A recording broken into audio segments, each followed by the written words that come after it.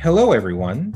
My name is Ian Rowe. And I'm Nique Fajors. And welcome to The Invisible Men, where we make the achievements of incredible men invisible no more. Ian, hello. How are you, man? Hey, Nique, good to see you, man. How you doing? I'm doing well. So this week, no guest. That means you and I need to talk. You know what I want to talk about? I want to talk about the Olympics because I'm convinced that Darryl probably watched the Olympics and maybe had more than one head-scratching moment. Yes, Darryl, our 16-year-old who lives in forgotten USA, and he's got a TV and he's watching. So what did he see at the Olympics? I think he watched the men's finals, over 75 kilograms karate. So karate's just been reintroduced to the Olympics as a new sport. And what Darryl saw was two men in the finals, one gentleman from the Kingdom of Saudi Arabia, another from the Islamic Republic of Iran, going at it, karate, obviously a very physical sport. At one point, the gentleman from Saudi Arabia kicked the gentleman from Iran and knocked him out. And what was the score at that time? The gentleman from Saudi Arabia was winning. He was dominating. It was like 4-1, and it was pretty clear that he was probably going to be the first gold medalist for the Kingdom of Saudi Arabia in karate. So he was pretty excited. Kicked him, knocked the guy down. The Iranian could not get up. So guess what Darryl saw? He saw the Iranian who had been knocked out receive the gold medal. And the gentleman who was representing Saudi Arabia received the silver medal in spite of the fact that he was better than the other man. On what grounds? Well, they said that you're not supposed to knock anyone out in sport karate. Mind you, these are two massive, muscular knockout machines hitting each other with fists and feet and legs, and you're not supposed to knock anyone out. Oh, so I didn't realize that. That's an actual rule. Because a well maneuvered karate kick, isn't it designed to do damage to your opponent? My understanding, karate, when it was founded, it was how do you fight when you drop your sword and someone's trying to kill you on the battlefield? That's where karate comes from. And so, still, whether it's sport karate or not, the whole point is to truly dominate your opponent. Right. So what do you think that is? What do you think the person who is on the ground winning represents in terms of Darryl's takeaway? Well, I mean, there's the takeaway for me and there's the takeaway for Darryl. The takeaway for me is I think I can win a gold medal in karate at the Olympics. I just simply have to get knocked down and not get up 3 matches in a row and I win. Wait, actually, do you think the competitor from Iran should have voluntarily said, I have not earned this? Like, what would that, wouldn't that be interesting? So that's a brilliant proposition. And I'll tell you why. In part because 20 years ago, approximately, in judo, something nearly similar happened where it was a heavyweight fight and there was a Japanese competitor and a competitor from Egypt. The Japanese competitor was like a 2-time Olympic champion. He was expected to win. He was exceptional. Well, he destroyed his knee in the semifinal match and literally walked on to the mat with a heavily bandaged and damaged knee. Could hardly do anything. The Egyptian judoka purposely never attacked that knee or that side of his body, and in fact lost. And the Japanese judoka won the gold medal entirely because this Egyptian man said, I'm not going to win that way. I'm not interested in getting a gold medal on the cheap. If I can't beat his other side, then I wouldn't have beat him if he was healthy. And so that was celebrated and is still talked about, the spirit of judo. And that man actually received special recognition at the Kodokan, the birthplace of judo, to say what an exceptional thing you did. I don't think that happens in 2020. People are not honorable in that way. Interesting. Well, and Darryl, and I mean, and conceivably, Darryl could say, "Wait a minute, I thought you were supposed to win as long as you're playing by the rules, right?" I mean, it sounds like maybe the kick is outside of the bounds, but that seems just like a strange rule. It was a standard kick. Now this goes back to responsibility, right?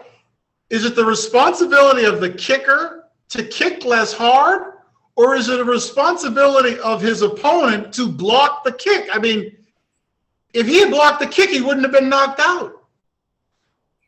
It's really ridiculous on multiple levels. So you asked, your other question was, what does Darryl think about this? I mean, if Darryl plays sports, he's got to say, wow. So if I'm wrestling and I can't continue, I win. If I'm playing basketball and my team can't continue, we win. If I'm playing tennis and I can't continue, do I win? Of course, Well, it's interesting from Darryl because, if Darryl was watching the Olympics, he also had to hear about what was going on with Simone Biles, right? And even if you watch it, you probably heard that here's this world-class athlete who took herself out of the running for a couple gold medals because she was feeling fragile in terms of her mental health. And it's just kind of an interesting thing that's going on. You wonder what young people take away. And let me preface this by saying, I don't know exactly what was going on in Simone Biles' world. Gymnastics is actually a sport that you can break your neck. Like it is a, for sure.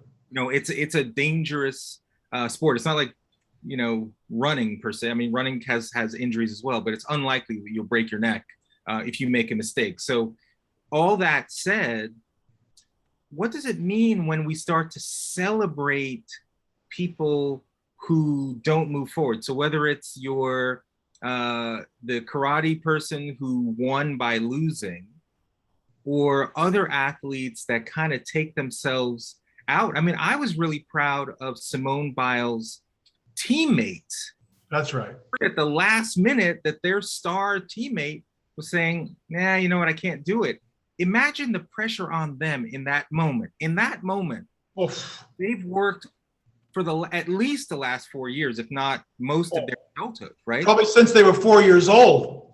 For this moment where they thought they were part of a team, talk about the need to show mental strength and stability right at that moment. And yet all the attention and the glorification on Simone Biles stepping away. And again, this is not to say that it wasn't justified, but it's just an interesting narrative that starts to build when we start to celebrate people who are exiting as opposed to the people who are staying in the game competing. And by the way, didn't they continue to win medals? They did. I think they placed second in the team behind whatever that Russian team was. No, you make a great point, because also you could pretty much guarantee every young lady that's on that team looked up to Simone in a way that we could probably never comprehend, because she's so exceptional. She's done things that no other gymnast has ever done on the mats. And so then to have that person say, I'm not going tonight, that must have been incredible pressure on them. And, right. You just hope that young people can separate the pressure that's on her as a world-class athlete who's demonstrated incredible resiliency over the course of her career, that versus a tough math exam. You know what I mean? That's right. Oh my gosh. I just fear like there's this kind of victimhood narrative that you get a get out of jail free card if you say I'm traumatized, 100%. Well, I think that's probably a great transition to something that I know hit your radar recently in the great state of Oregon. Oh, yeah. Ooh, high standards, that state. High standards. Let me start this one, and then you bring your expertise to it. So, okay, every state in the union struggles with, how do we give our students the best education possible? How do we ensure that every student has the opportunity to be exceptional? And as they look at standardized tests, they consistently see certain groups underperforming on these standardized tests. Then the question is, okay, what do we do about that? What are the root cause issues? Well, Oregon has decided not to really look at the root causes, not to have the uncomfortable conversations about parenting, TV viewership, role models, and instead has said, you know what, let's just stop testing. We're the ostrich. I'm going to bury my head so far into the sand, I'm not going to know what day it is. Unbelievable. I mean, for our viewers that don't know, and by the way, under dark of night, the governor did this, and it didn't become known until several weeks afterwards, which is the first sign that she knew that this was not a good thing. The governor of a state in the United States said you do not have to demonstrate that you could read, write, or do math in order to graduate from high school. They're trying to figure out what the standard should be. Okay, that's not a crazy exercise. But to say, oh, and by the way, this was all done in the name of equity. This was all done to help our poor Black and Asian. Can you think of anything more insulting than that? And by the way, I haven't had a chance to take a look, but if I were to go and look at the reading levels throughout Oregon, I can guarantee you, because it's true across the country, there's probably a larger population of white kids who are not reading, writing, and doing math relative to the number of minority kids. I don't know that for sure, but that has been my analysis when I look at virtually every other state. And so because what's interesting is that not only are they lowering the standards for minority kids, they're eliminating the standard for all kids. It's unbelievable. It is truly unbelievable. You made a statement, is there anything more insulting? And I'm not sure there is. I'm not sure there is. This is basically these decision makers in Oregon throwing their hands up and saying, this can't be fixed. That's really what they're really saying, is this can't be fixed. These kids are not capable under any system that we know of to do comparable work to white students. So we're giving up. And we're going to do that in the name of, tests or math tests are biased. They're racially biased, and I don't know.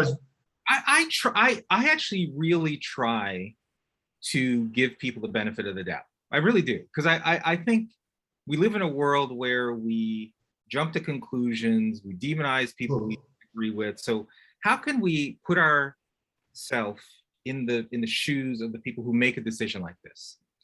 And what I have learned in these conversations is that, like, the governor probably genuinely feels that somehow these kids are being wronged, right? That these tests, which are designed to be objective, or these standards, are somehow inherently biased against these kids solely based on their skin color.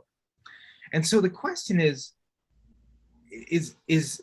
like which is worse, like a genuine belief, like that's how the world works, like so to your point about root causes, they actually feel they've got it figured out. It has nothing to do with family structure. It has nothing to do with number of hours studying. It has to do with some racist person who designed a racist test, and that's it. There's no other explanation. And so therefore, the only solution, let's just abandon those requirements until such time we create an unracist test. Seriously, that absolutely. And I mean, I personally think that that's crazy. Like, having run schools, when you started off, you said, how do we get kids to be exceptional? Well, the first thing you start off with is exceptional expectations. Yes, sir. That's the first thing. If you don't start there, if you start with the premise, well, these kids aren't going to do well on these exams because, it's already biased. You don't think that infiltrates teachers' minds when we talk about the soft bigotry of low expectations? 100%. 100%. In San Diego last year, the San Diego Unified School District did an analysis where they found that I think it was 20% of Black students received a failing grade, either received a D or an F grade. Only 7% of white students received a failing grade, a D or an F. So instead of analyzing, wow, 80% of Black students received a passing grade, what was it that contributed to their success? Or the 93% of white students? Is it that they're studying more, took advantage of study hours with their teachers? The San Diego Unified School District said, no, we're not going to look at that. We're going to look at the difference between 20% Black kids failing and 7% white kids failing, 13 percentage points. Those 13 percentage points must be due to systemic racism. And therefore, we're going to become an anti-racist school district. And it must be because, these Black kids, they can't get their homework in on time. We're culturally competent. So you know what we're going to do? We're going to remove the on-time homework requirement for all kids. 110,000 kids in the San Diego Unified School System. That's what this kind of thinking does. That's right. I mean, as someone who runs schools, do you know the importance of homework, the importance of studying, the importance of having kids start to build responsibility and knowing that something is expected of them, that their work is going to be reviewed, it's a check for understanding. When you just say, nah, you don't have to get this in on time, what is that doing to a kid's expectations of themselves? And you think they're going to be prepared to compete against kids coming from other high-performing schools or Chinese kids? Or Thank you. It's global competition now. That's exactly right. Where they're going in the opposite direction.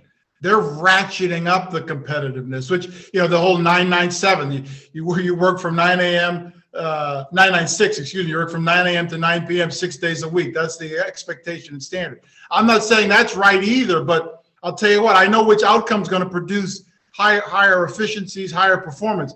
Just to go back to Oregon, though, because we try to be about root cause on this show and try to be about solutions. If you were in charge or I was in charge, the next step that I would take is not remove the test, but what facilities, what tutoring systems, what mechanisms can we put in place to help the kids prepare for the test?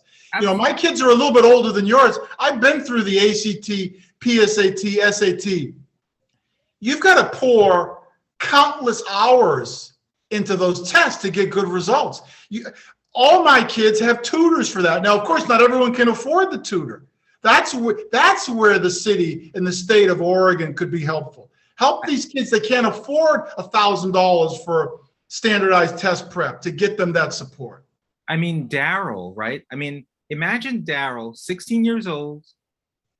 He actually might be the object of the empathy. He might be the object of why the governor is doing this policy.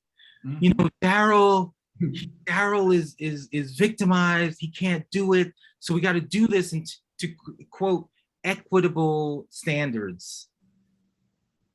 But what I don't think these officials understand is that they're actually robbing Darryl of the very thing that will allow him to overcome the hurdles that he faces in his lives.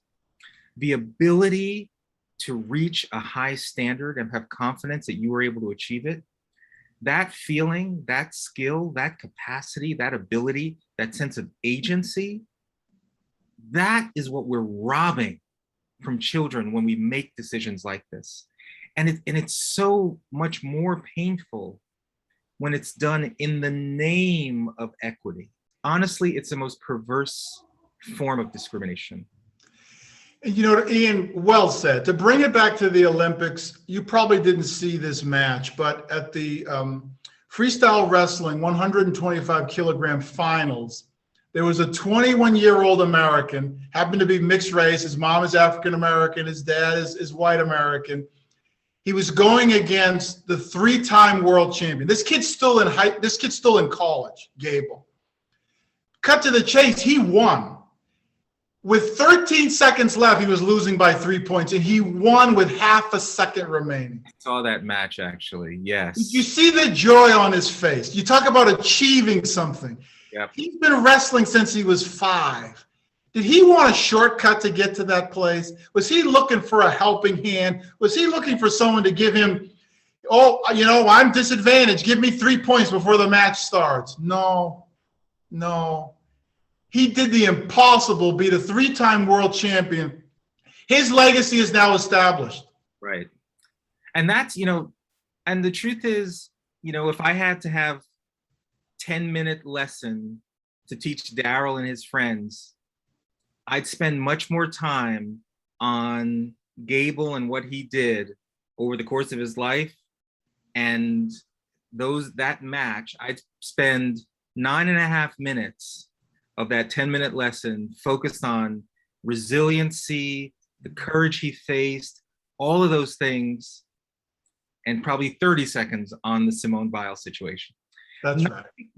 Not because mental health issues are unimportant, but we got to first make sure kids know that they can achieve under duress, right? There is, again, we have to acknowledge, particularly in the time of COVID, kids have been, this has been a traumatic experience for sure. Sure.